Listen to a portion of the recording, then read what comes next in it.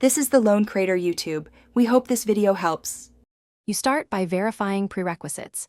Determine the exact NET version your project needs and ensure the matching runtime and SDK are installed. Once done, add the SDK to your path so the .NET CLI runs from any terminal. This prevents toolchain mismatch later. Make sure to check .NET Info and confirm the runtime identifiers for your target OS.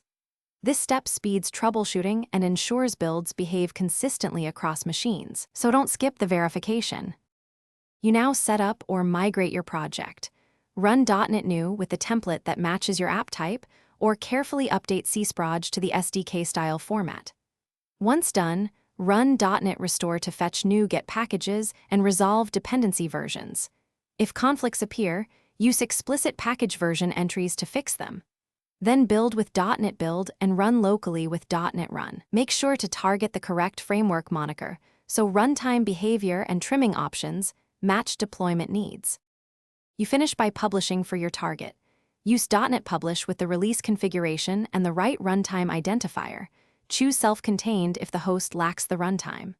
Once published, deploy artifacts and set environment variables or app settings for production. If something breaks, inspect logs and enable detailed errors briefly. Use .NET Trace, .NET Dump, or system event logs to capture failures.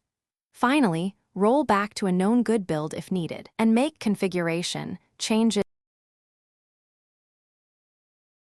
Thanks for watching. Consider subscribing if we helped you.